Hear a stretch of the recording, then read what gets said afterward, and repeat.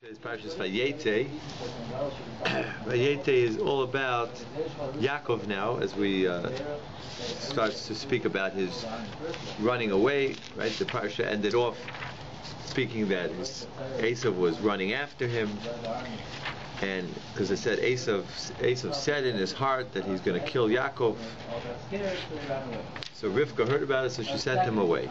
So he was running away, and now he went to Lavan's house. And Lavan, there's a whole back and forth with him, how he tried to trick him, tried to trick Yaakov, and Yaakov was able to deflect all of the tricks, and he was able to come out unscathed.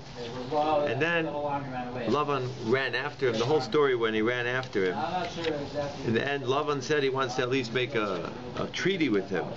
Right in the end of the parsha, and they made a matzeva.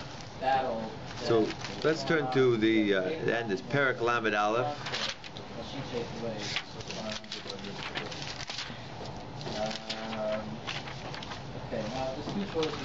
Pasuk Mem Daled.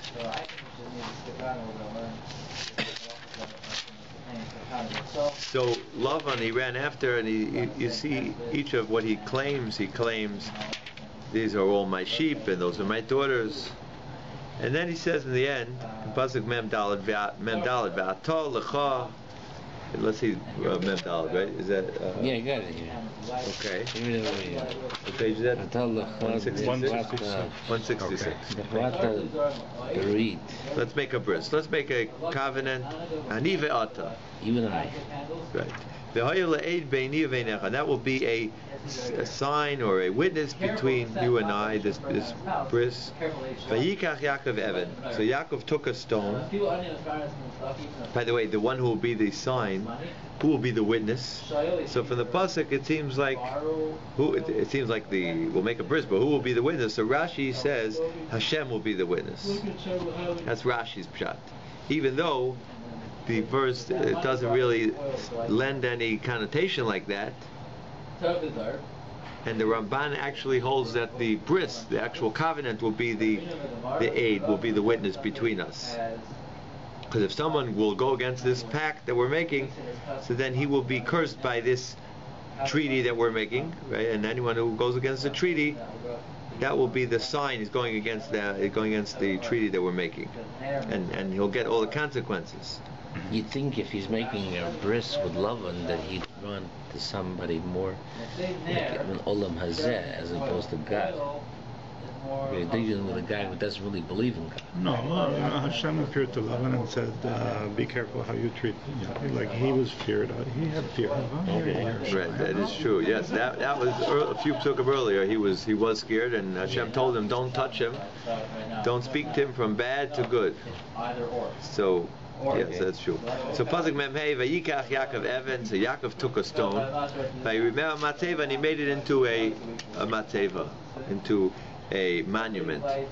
Vayomer Yaakov, and Yaakov said Le'echav to his brothers, Liktu Avanim, gather some stones. Vayikchu Avanim. So they took the stones. Vayasu Gal. So they made this monument. They made a heap, a pile of these stones. Vayochlu Sham Al Agal, and they ate by that goal, by that monument, by the heap. Vayikra loy Lavan, and Lavan called it Yigarsa Hadusa. Vayakov kara loy Gal Eid. So it's interesting what the name is, Yigarsa Hadusa. So this is what we'll think about a little bit now. That this word Yigarsa Hadusa is very strange.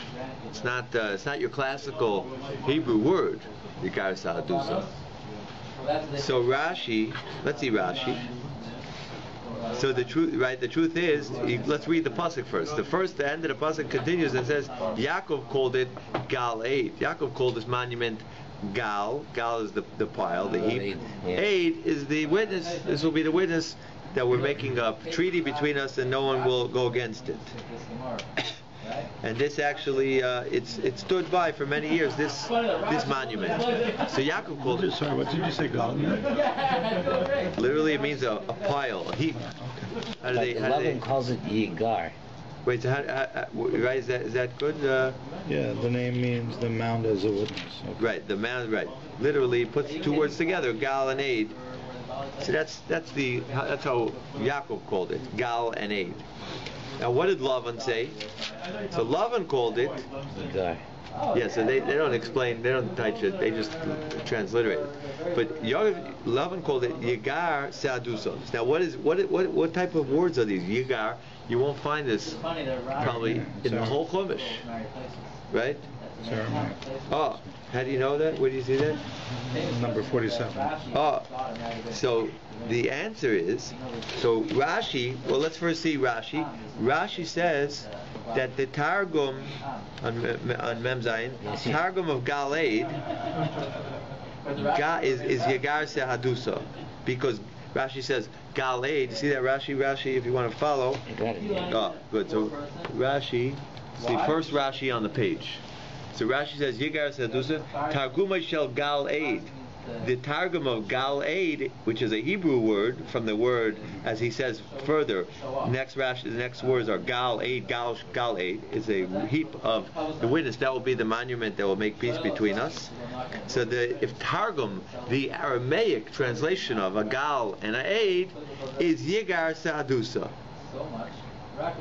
And if you look at the Targum. So if you look at the Targum, Onkelos, he's not going to help you much. He just says that Lavan called it Yigar Sa'adusa. You know why? Because he can't translate Yigar Sa'adusa. You know why he can't translate Yigar Sa'adusa?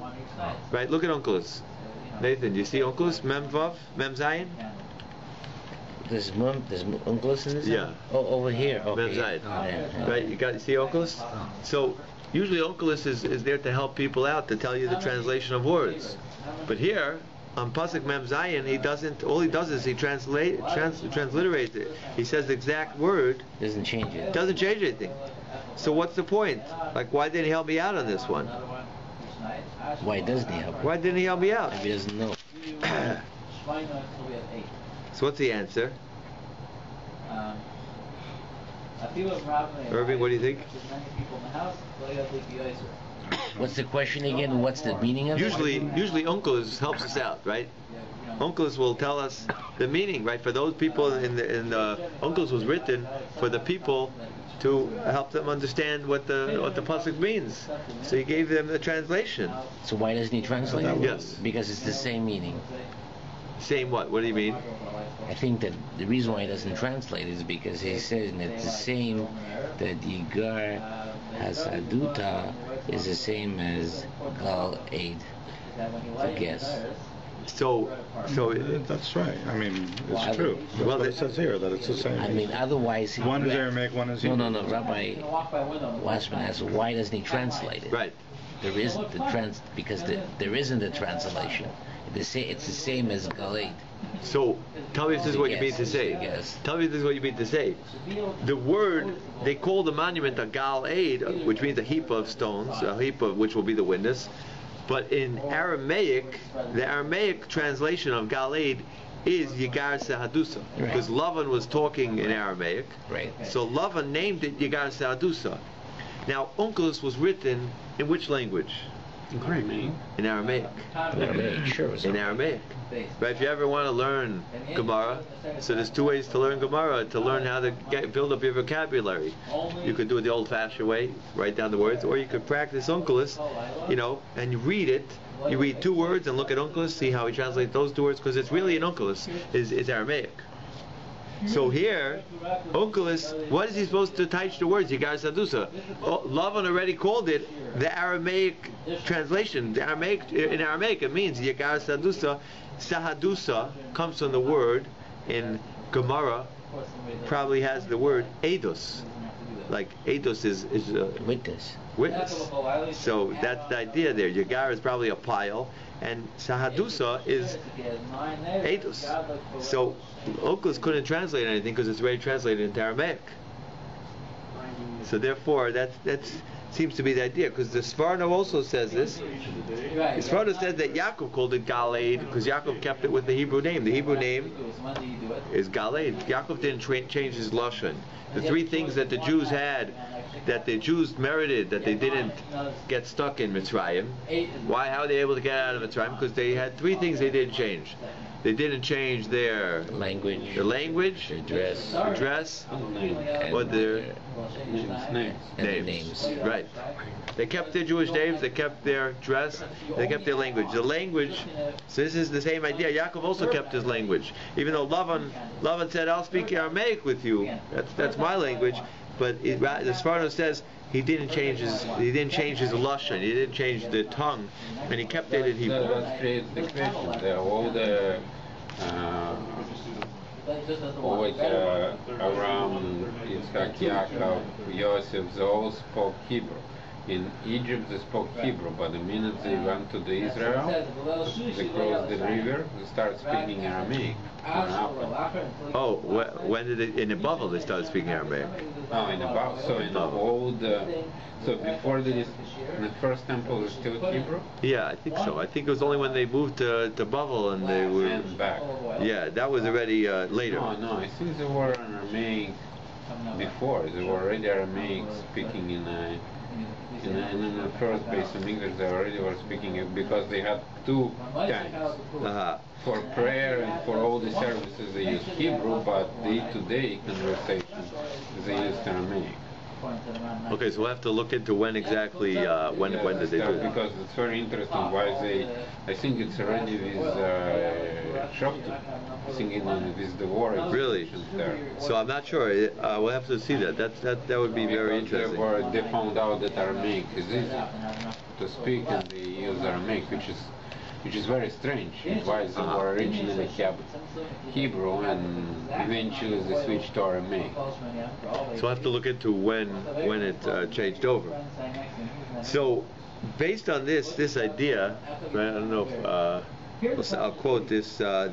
Based on this idea, so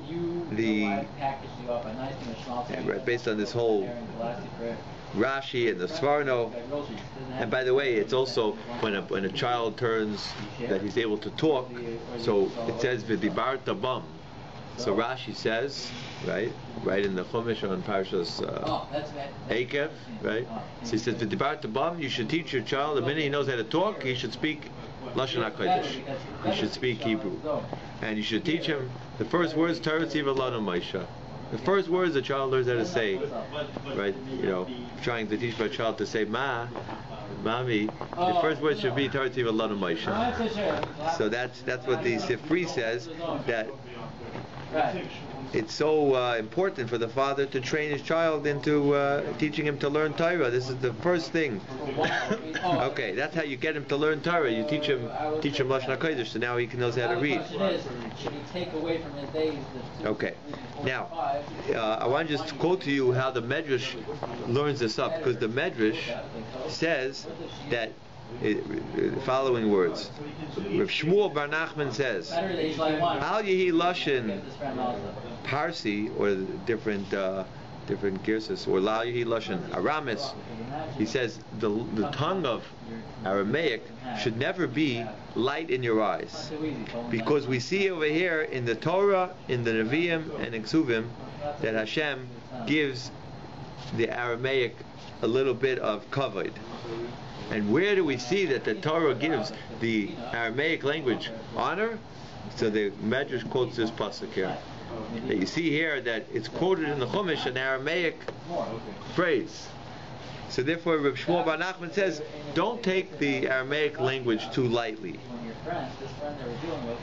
And he says you find it a few different places. You find it in Chumash, and then he goes to Tanakh, and then he goes to Daniel.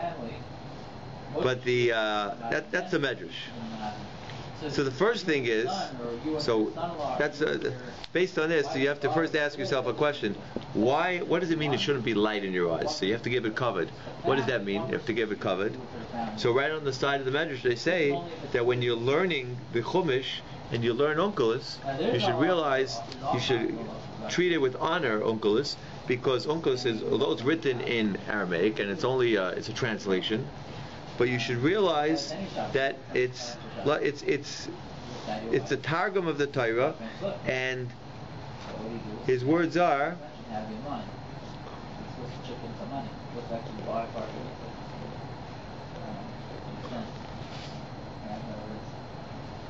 Yeah, so you should treat it with the proper respect, the Onkelos. That's how he says. Because you can, and also he explains that the Onkelos also helps us out. It helps us explain a lot of words in the Torah. Okay, so that's the first idea that he says. Now, the question is, why does it only say that that's the only place in the Torah that we find Aramaic? Do we find anywhere else that we have Aramaic? Right? Could be we find other places that the Torah speaks about Aramaic.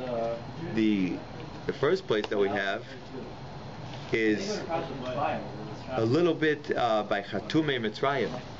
Remember the Chatume Mitzrayim? It says there that remember what's Chatumim, right? By the Chatumim is when the Jews go to Mitzrayim. So Hashem wanted them to go out. So Moshe said, "You should send them out." So he said, "I'll make a sign." So Paro said, "I could call my Chatumim, my magicians." So the question, right? This word you're saying is unfamiliar, and the reason why it's unfamiliar to you is because it's not a Hebrew word. If you turn to Shabbos, I'll show you Shabbos Perek Zayin Pasuk Yud Aleph.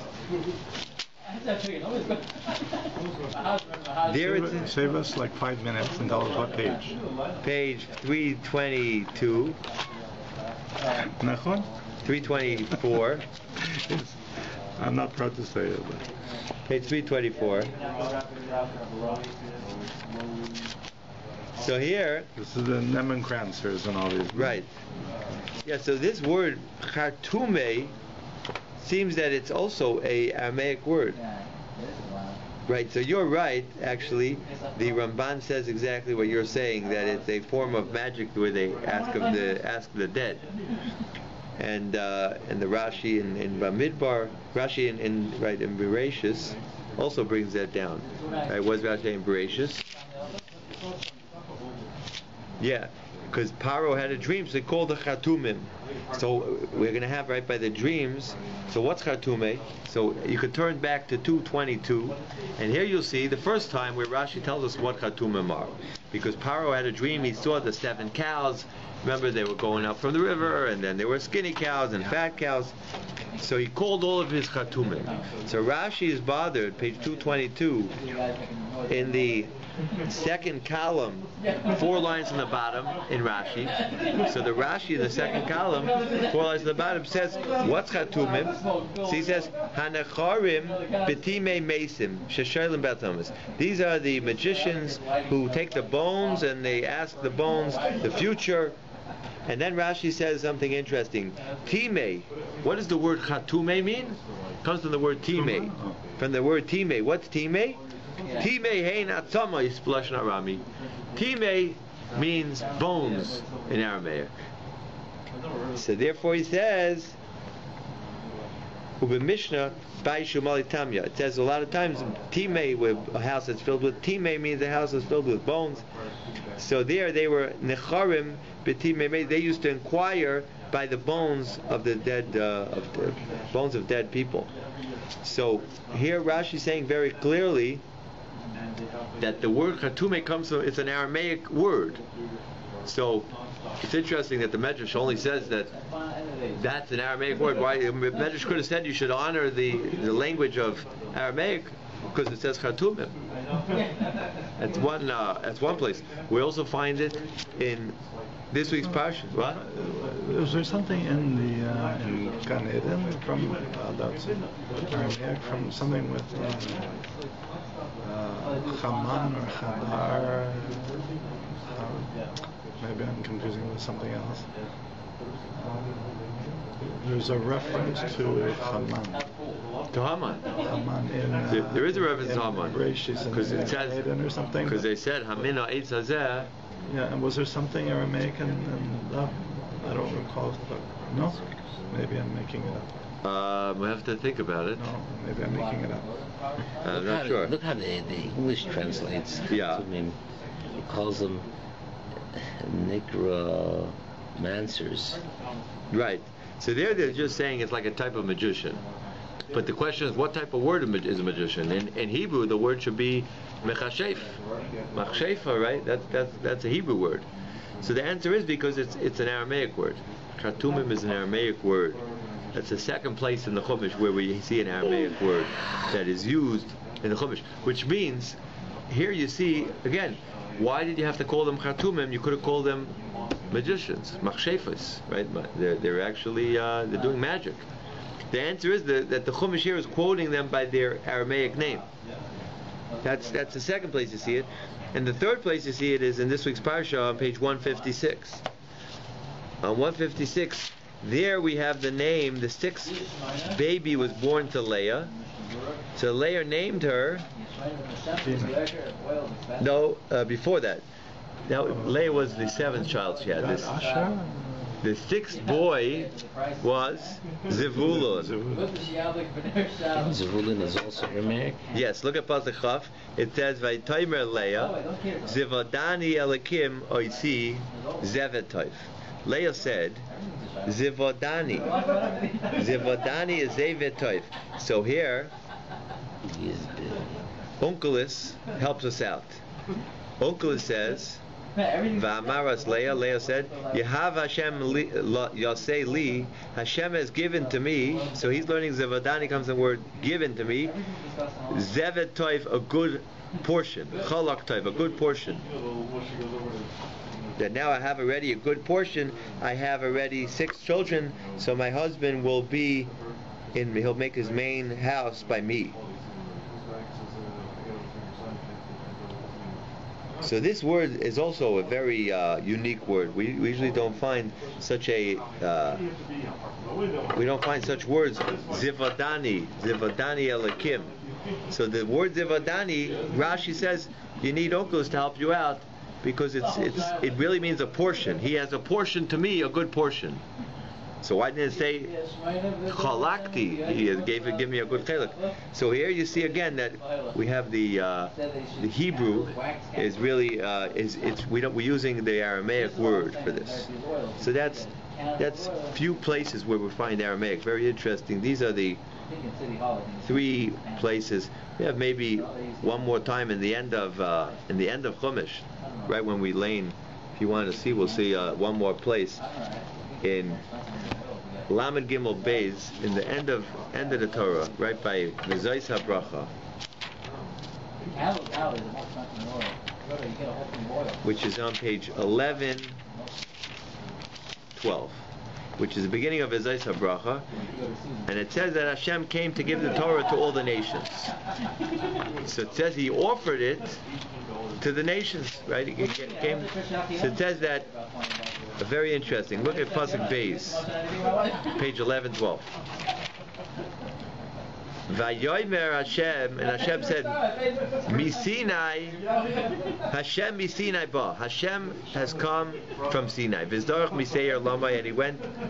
He's shown out from Seir to them. Haifia mehar paran. He came out from Har Paran. Also merivavais kodesh. So what do these words mean? Let's see the Rashi. Rashi is going to explain all these ideas. So Rashi says 4 lines from the top. Misinai ba. Hashem came from Har Sinai towards the nations. Next Rashi, 2 lines down. V'zarach miseir lama. He opened up to Seir. Who is Seir? Seir refers to Esav, right? We're going to have at the end of this week's parsha. We're going to have that he went to Seir. So he went to Seir. He offered them the Torah. They didn't want it. Next words of the pasuk, Hofia. He opened up for them Mehar Paran, and he went to Paran. Who's Paran? Paran is the sons of Yishmael, and he offered them the Torah. And then it says interesting words. The pasuk says Ve'asa merivavais kodesh. What does it mean Ve'asa? Ve'asa, right? So far it says Hashem misinai ba. He came from Sinai. V'zarach miseir, and He shone forth from Seir. And now then it says Haifia, and then he also approached, or he appeared from Har Paran, that's Yishmael. V'asa, and he, so what? It's a very unique word, right? We never find this in the whole Chumash, but it's an Aramaic word. V'asa comes the word that he came. V'asa in Aramaic means he came. So if you're looking for the taich of asa, it's going to be very hard. So therefore, you won't even find, like Rashi doesn't even tell you. Rashi just says v'asa li Yisrael. He came to Yisrael. With his myriads of malachim. But here again, you see, no one even mentions it. It's like simple. V'asa Merivas Kodesh means that he came. Asa in Aramaic means he came. So here are 4 places that comes out very interesting. The idea of Aramaic. You find Aramaic words, and no one even no one even brings it up. But that's the idea here of Merivas Kodesh. Asa they came, right? Asa came in Aramaic. You'll find that's a few words we got tonight from Aramaic. Chatumim is Aramaic. It means the ones who inquire by the time, by the bones, Aramaic. And asa means to come. So this is the second pasuk in Vayetze bracha. So that's an idea here. So the other one was Zevulun, and this one is in this week's parsha. And Zevulun means Hashem. This is week's parsha. And Zevulun comes the word Zivodani, which means a portion. Zivodani Elikim. Hashem has a portion to me. Zev Toiv, a good portion, which is Zivodani. You'll never find this in the rest of Chumash, such a word. This wouldn't be on the, they have words, there's 220 words that a person should work on to get 93% of the Chumash, right? So these words wouldn't be on it, because these don't reoccur. They're not even Hebrew words. So these are purely Aramaic, but the Torah has given it honor, and therefore a person has to give honor to the Aramaic language, because you see even the Torah uses these Aramaic words. So that's the few cases that we find there. So Zevulun Zevet Toiv, Chartumim, Hashem came, Asa, he came from Sinai with his myriads of malachim together to give the Torah. And by us we have that Lavan named it Yegar Sadusa, so we gave over that Aramaic name. Oh, so 2 of them are on this week's parsha. 2 of them are in this week's parsha. Right, exactly. So that's very interesting how we come out with that. Okay, that's number 1. So where did you say that it says that we have to give kavod to from Onkelos or from a midrash? The medrash. The medrash on the parsha. Okay. That's the medrash, right? I just quoted it because you have to look up the source, but I'll tell you where to look if you want to. Can I ask you something other than yes on the parsha, but something completely that disturbs me? Yes. This idea that when Yaakov was running to Lavan, right? So he comes to Lavan poor. Right. I want to move away from this. Yes. Is that okay? Yeah, let me just tell Irving where to look this up. No, I just couldn't remember if it was an Onkelos, but you said it's from Medrash. No, I'm just going to tell you, it's a Medrash Rabbah. Medrash Rabbah is the main rep Medrash. Right on the spot, it would probably be right on the spot, Ayin Daled, Yod Daled. So it's right on the spot. There he says, therefore you shouldn't treat the Aramaic language lightly, because the Targum is a real thing. It's even in the Torah. And you could explain, and we benefit from the Targum every day, because now we are able to translate words which we would have never known. Rashi himself quotes Aramaic words that he finds in Onkelos, and that helps him explain to us what it means. Wasn't Onkelos his nephew or something? Onkelos, no. Onkelos was already in the times of the Romans. Oh, okay. Onkelos was in the times. Onkelos was like I think even Tana. Rashi's son-in-law that we quote. That we also quote. Well, we quote Rashi's. He had great son-in-laws. The Rabbeinu Tam, all the Bali Tosos, and were his children, his grandchildren. Okay. Yes, David. Do you mind if I move on to completely different? Please. Okay. Yes. Just wanted to say, that I know that This week's parsha opens up with, okay, I mean, there's a lot that has happened prior to him coming to the house of Lavan. He was like learning in the house of Shem Be'aver, Right. for how many years? 20 years? So he was learning at 14 years of Shem and Aver, Right. and that is very important because he happened to be at the end of his life. He was punished for spending time away from his parents' house. 22 years. But those 14 years that he was learning in Shem and Aver, he stopped off to learn on the way. He was exempt from doing kibbud av ha'em. Right? He left his parents, so he wasn't able to honor them. So, although his mother had told him to go, but his mother, it's interestingly His mother enough, told him to go to Shem Be'aver? I think we should go into this point. His mother told him, let's go back. Why did he run away? So he ran away because really he was scared of his life. He was scared Esav was going to kill him. So his mother said, advice, in the end of the last week's Parsha, his mother said, run away for Yomim Achadim. What is Yomim Achadim? Right? I'll just show you so you could just see the words. It's very, very stunning here. Turn to page 140. Page 140, it says there that 140, page pasuk Mem Beis, or even we can start on Mem Aleph. Mem Aleph says that Esav hated Yaakov because Yaakov had stolen the brachas. So Vayomer Esav Beliboy. So in pasuk Mem Aleph it says Esav said in his heart that my father is going to die soon, and then I'll be able to kill Yaakov. Right. So Rivka found out. Next pasuk says, "Vayugad leRivka as divrei Esav ben Agalo." So Rivka found out what her son was saying. So the first question is, how did Rivka find this out? It said in the pasuk before that Esav said, "Beliboy." He said it in his heart. So the question is, so how is Rivka supposed to hear such words? If I tell myself that I'm thinking of doing this or this, so how did Rivka hear? It says down below, it gives Ruach HaKodesh, prophet. So based on this idea, Irving is saying, Irving already looked into the parsha. I think so. Well, we actually spoke out last week that Rivka was a prophet because she heard that Yaakov would, even if he would not get a curse from Yitzchak by fooling him. She told him, "Don't worry, you won't get cursed. Go inside. You could make believe you're Esav. You won't get cursed because I heard from Ruach HaKodesh, Uncle it says, you won't get cursed." So that was one place. But if you look at Rashi on this pasuk Mem Aleph, look at the Rashi there. Top line, second line on the second column. Rashi says the last word on the line, Vayugad leRivka. Page 140, second column, second line. Vayugad, last word, leRivka. Beruach HaKodesh hu gadla mash Esav maharer beliboy. Rashi's bothered. How in the world did Rivka know?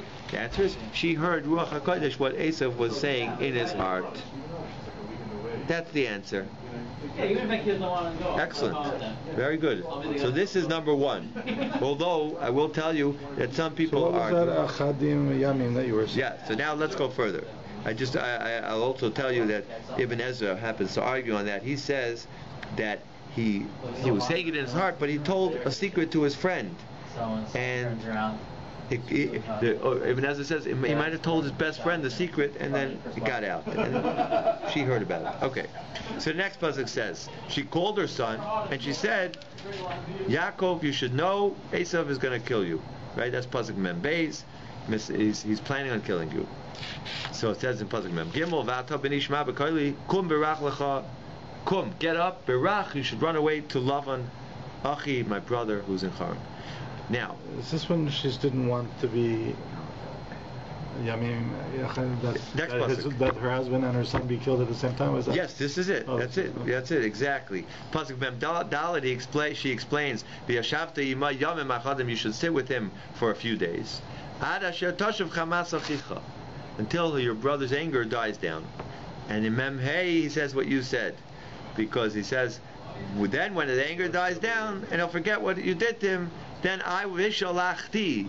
Rivka says, I will send for you, Ulekachticha misham, I'll take you out from there, from my brother Lavan. Lama eshkol gam shnechem yom echad. Why should both of the two children, why should they both die on the same day? Right? Now, which means literally, why should they both die on the same day? Maybe one will rise up against the other. Esav will try to kill Yaakov, and Yaakov might kill Esav, and then Esav's children might kill Yaakov, so she says they might die on the same day. I read somewhere down below that even that was prophetic. Rashi brings down, because of Esav and the burial. Rashi brings down that she was actually alluding to a prophecy that they will both be buried on the same day. Yaakov and Esav will both be buried, because the day that Yaakov died, so the sons wanted to bury Yaakov, but someone was holding up the show. Who was holding up the show? Esav. Esav said, well, Yaakov can't be buried in this spot, in the Ma'aras HaMachpelah. That's reserved for me. Esav said. So what happened? They started arguing. So Esav said, prove it. How do you know it's for Yaakov? So they said, well, we have a star, we have a document. So they said, where's the document? So they said, well, go get it. So they sent the quickest runner they had. Who was the quickest? Naphtali. Naphtali. How do you know he was quick? Something in his name. No? What is the significance, the picture of Naphtali? Naphtali is Ayala Shalucha. Ayala is a deer, a hind. So he's quick. So they sent him to go run and get the document, and he was running. Meanwhile, Dan had one son. His name was Hushim. And Hushim is sitting there, but he was deaf. And he didn't know what was going on. He sees they were going, they told him we're going to the burial for Yaakov, and then he sees that they're waiting, they're talking, and he said, what's happening? Yaakov's waiting here in shame to be buried, and we're delaying the burial. What is the delay? And he didn't understand, but he saw Esav holding up the show. So he took out a sword and chopped off Esav's head. But he did not understand what was going on? He didn't understand what was going on. But he saw that his grandfather was laying there in shame, and he saw Esav was somehow holding up the show. So he says, what kind of business is this? This is not covered for Yaakov. What surprised me, Esav were never alone. Esav was what? Never alone, always with the army. And second of all, Esav... What was the first question? He was never alone. He was always carrying his guards and army. Oh, you wonder how he was able to do that? And the second one, that Esav was a very good hand. He actually killed Nimrod, and Nimrod was the top of the gang, basically. So it's like killing Esav. You know, you should be very professional on it. Yeah. And here is the deaf boy of no one just killing Esav. That's not... Yeah, it's very interesting how he was able to do it. Yeah. Maybe Esav wasn't ready, because the Reb Chaim Shmulevitz actually speaks out about this question. Why was Hushim ben Dan the only one who was able to kill him? Like there were 12 tribes here, right? Reuben, Shimon, Levi, Yehuda, Yisachar. They were all there. So why is the deaf son of Dan? He's the only one who could think about killing him. What happened to everyone else? Where were all the others? And the other Shotim didn't do it. Why did they not? If they didn't, maybe Hushim ben Dan shouldn't either. He was deaf. He's a grandchild. Where did he get it from to kill him? And another proves that they argued with him. He probably didn't come alone, because they actually moved there. It's 12 sons. They probably have sons of Yaakov, grandsons. They probably have protection. Some Egyptians. It's a huge army actually. Who for Esav? So if Esav came one man, that even if it's Esav, they wouldn't listen to him at all. So he definitely wasn't alone. He was with some people too. Yeah. So this is an interesting question. You have to think through it. But you hear the question. Where is Dan? Why is he the only one who stands up to kill him? You ready for this one? So Reb Chaim Shmulevitz says, what? Reb Chaim Shmulevitz says the answer is because all the other tribes, they got into the back and forth to the argument. They started arguing, and Esav said, it's my place, and they said, no, it's Yaakov's. He said, prove it. He said, we have a star, we have a document. He says, okay, go get it. So once you get into an argument with someone, so you get drawn in, and you lose sight of the bigger issue. You just start, you start arguing, and it could deteriorate, and you don't even realize. You could get so involved in the argument, you don't even realize what's happening here, right? Sometimes you can end up arguing about something that's not even so important, but you get drawn into the argument. So all the 12 tribes, they were all arguing about it, but Hushim ben Dan was deaf, so he didn't get into the whole argument. So he said he stood up and he said, "What's happening here? My grandfather is in disgrace, and everyone's waiting." Chopped off his head. Okay, but let's just see the next pasuk. Here it says, So that's what you mean, that they both were buried on the same day. So Irving's quoting the Rashi. That's the good, excellent. That's the Rashi. It's Rashi. Okay. But what I want to point out is the beginning of this Mem Daled. That Mem Daled said that Rivka said, "Go away. I want you to run away for Yamim Achadim." A few days. Literally, Achadim means a few. Rashi says, Achadim is Me'utim. A few days. So it's interesting, right? So he's only supposed to run away for a few days. How long is a few days? 22 years, 21 years, isn't it? 22. So I want to show you something very, very interesting. If you look at this week's parsha, Parachav Tes, Pasuk Yud Ches, you'll see something very interesting. When page 150. 148 or 150. 29. 150. Line 29, you said? No, Parak 29. Okay. Pasuk Yud Ches. Yeah, 29. Pasuk Yud Ches. Which is page 150, Pasuk 18. So what happened here is this week's parsha that he sees Rachel, and Yaakov says, "I want to marry." He says he wants to marry Rachel. So who does he have to bargain with? He has to bargain with her father. So he goes to Lavan, and he says to Lavan, or he's actually saying, he said, "Vayehav Yaakov es Rachel." He loved Rachel. Vayermi, he said, "E'avadcha sheishan, sheva shanim." I'm going to work for you for 7 years. He told Lavan, "Birachel bitka ketana." For Rachel, your daughter, the small one. Vayermi Lavan, and Lavan said, "Okay, fine. It's better I should give her to you than to give her to someone else." Here we see already Lavan in his slyness. He didn't want to say yes because he really planned on giving her Leah. So what he said is, he said it's better to give her to you than to give her to someone else. But that was his way of making believe he agreed, but he really didn't agree. But this deal was done 7 years earlier, right? It was done. Well, it was done. The deal was done, and then he worked for 7 years. But he got to marry her. Did he marry her? No. First, that was the Rachel. He added right one here, more he week. made up the deal. Right. 1 more week. Evadcha b'sheva shanim. I'm going to work for you for 7 years, and then I'll get Rachel. So he worked for 7 years. And then he married and then he got Rachel. Right. And then, well, he thought he was getting Rachel. Yeah. Lavan did a switch. Lavan gave him Leah. So then he said, "I'll work for you for another 7 years." But he didn't have to wait another 7 years to marry Rachel. After the Sheva Brachos of Rachel, after Sheva Brachos of Leah was up, he married Rachel immediately. And then worked. But how come he comes forth on his own to say, "I'll work 7 years"? He was 7 years already in the study halls. So now, where did he get this number 7 years for? From a few days. Says Rashi. Look at Rashi, the bottom line of the first column here. Evadcha sheva shanim. Rashi says, "I'll work for you for 7 years." You want to read the Rashi? Haim yimei achadim she'amr lo imay v'yashavta imay yamim achadim. Those are that his mother told him, you should go away and run away for a few days. How few are few? Sheva shanim. Yaakov had made up the number because that is the amount that his mother meant. For a few days. Those are that few days. You're telling me that when Rivka says, whatever that quote, that person, few days. Right. Was it Yamim achadim. Yamim achadim is referring to 7 years? Yes. Rashi says that was what Yaakov was thinking when Yaakov offered on his own for Rachel, "I'll work for you, Evadcha Sheva Shanim."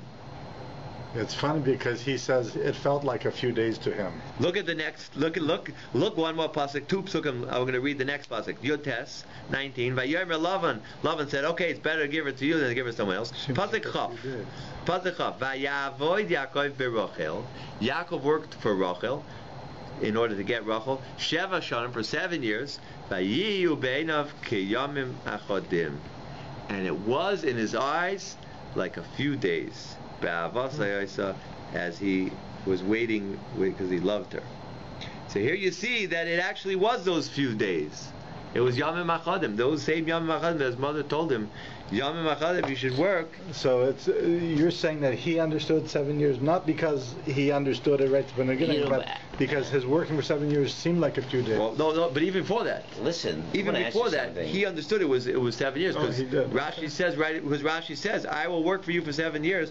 Rashi says that he meant to say those are the 7. That's the time that his mother said. And Rashi, look at the end of that Rashi, the top line of the second column. Rashi brings a proof that that's what his mother meant. That's what he understood. Because V'teida, top line, V'teida, I'll prove it to you, Shekenu, that it's so. Sharek Siva, you be'enav k'yom machadim.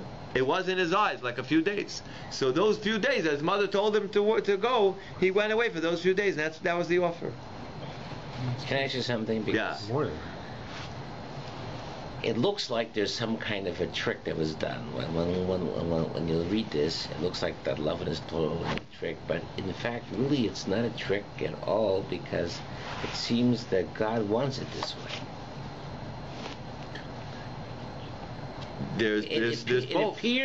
It appears when you read this that Lavan is in control of the situation and is tricking Yaakov into this, but it really, in fact, the deeper meaning of the whole thing is that Hashem wants it this way. It's true. It was with Hashem's permission. This is the old question of, can anyone do anything to hurt you? So why is it? I mean, it appears that, but there's nothing here that's written. There's no commentary saying that undermining that, saying that God wants it this way. I'll tell you how I know God wants it this way. It happened. That's why. Because Hashem let it happen. This is the same thing when anyone ever does anything bad to you. It's a guy, you go to the work and you want to bring your supplies, you want to sell it to the dollar store, and the guy says, "Don't come to me today. I want to really come. We made up today, but I want to meet you on Thursday." So he's reneging on his deal. He was supposed to meet you today. So he's doing something which is not right. He's backing down, but it's with Hashem's permission. He's not. It's wrong.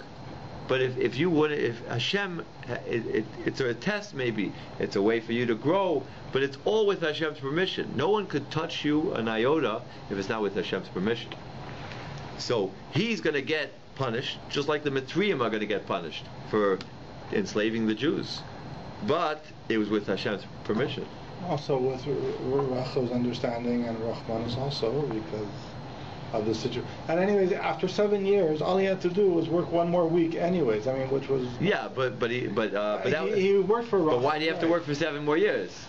He had to work now for another 7 years. Well, at first he was one who proposed the 7 years, but then Lavan said... For Rachel, yeah. But then it was reversed. Wasn't it Lavan that said to him, work another 7 years, you can have Rachel in a week, after Shabbat Brachot is finished. But then work another 7 years for... Good, yeah, that's true. So there was like a couple things that have been switched around. Yeah, Lavan then offered, you wanted 7 years? Okay, another 7 years. But that's the idea here, because the Sifsei Chachamim brings down, how could Yaakov have offered to work for 7 years if his mother told him, you got to come home after a few days? Yom Yachad means 7 years. Right.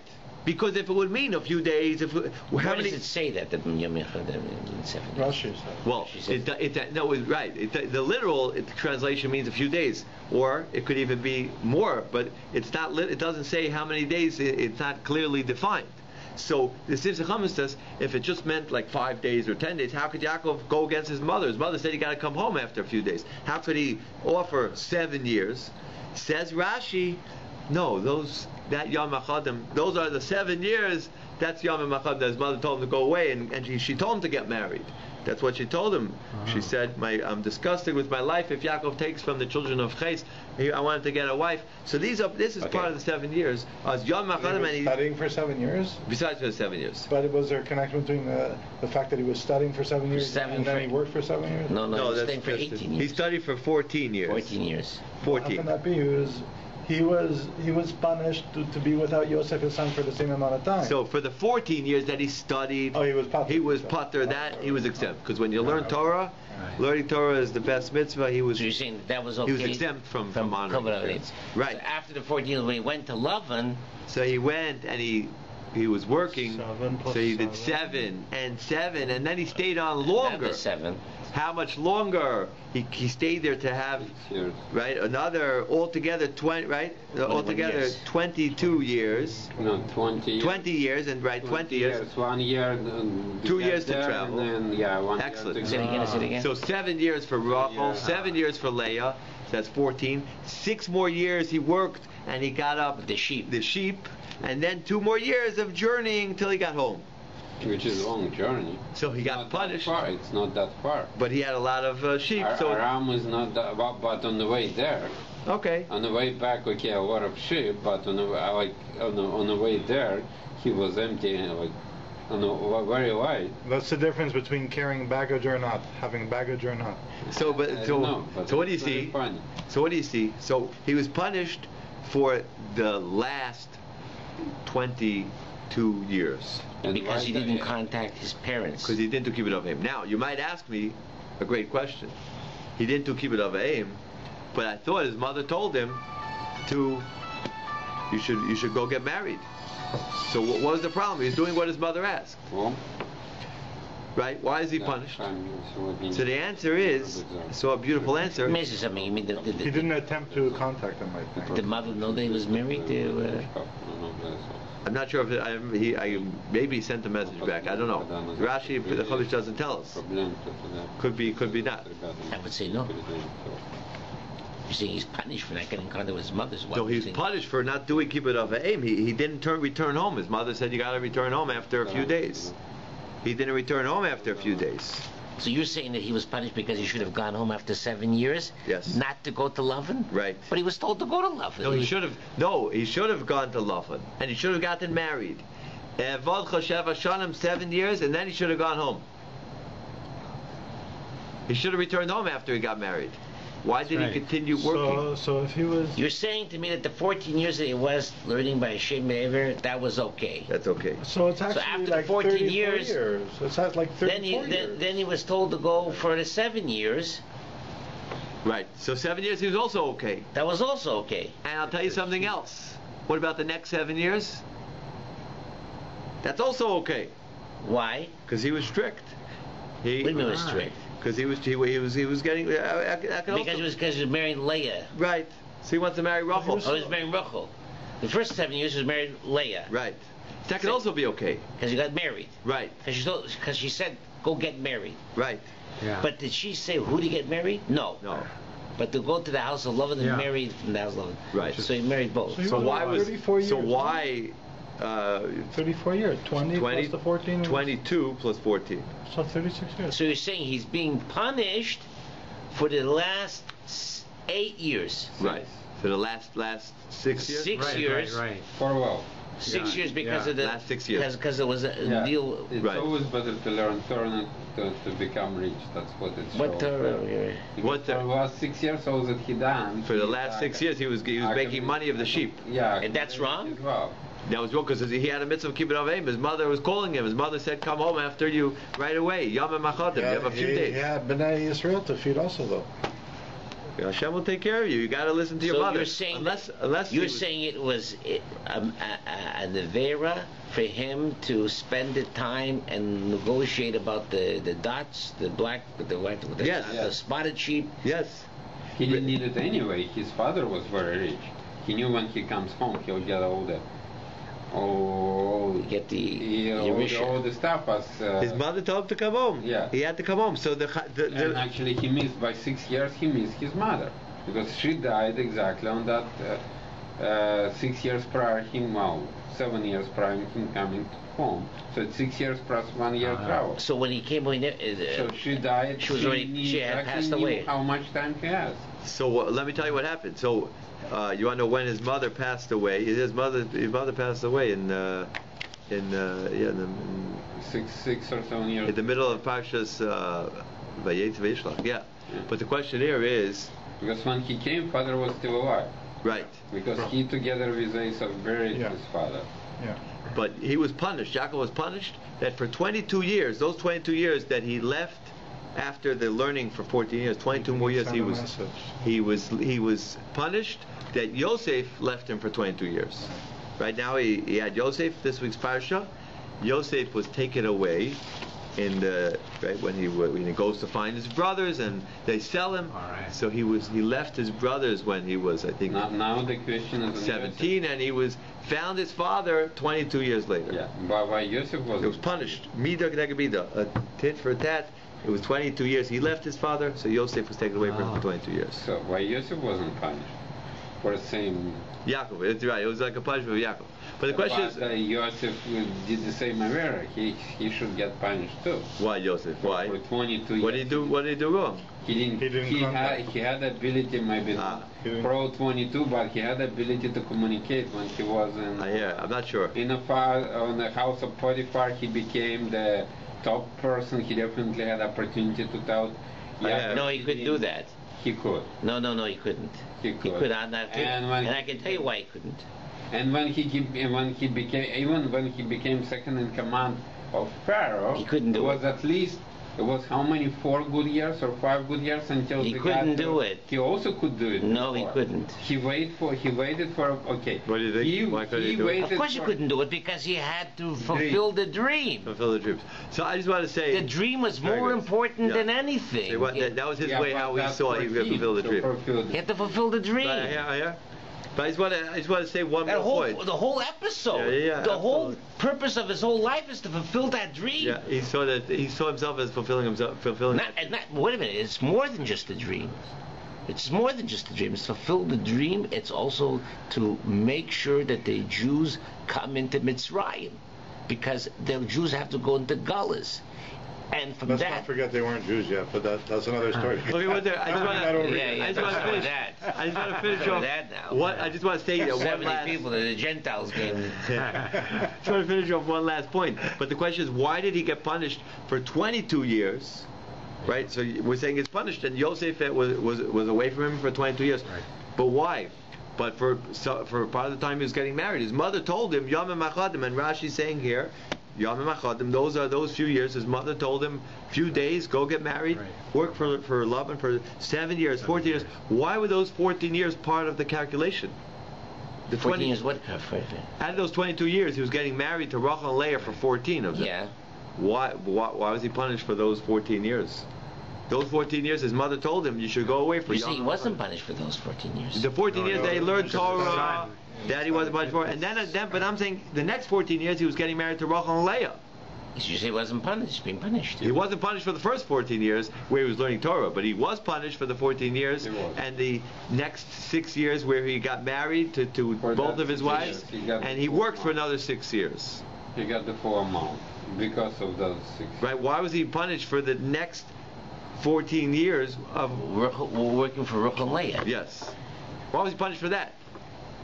I can understand why he's punished for the last 6 years because he was just working to get more sheep. Right. But the first 14 of those 22 years, he was actually trying to get married. His mother. The mother's will, because his mother go and get married. Right. So what's the Avera?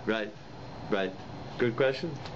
Okay. Amazing question, no? Yeah. So I saw that the answer is that I saw an answer brought down that because after those 14 years he didn't go home. So he's held accountable for all 22 years. Wait a minute.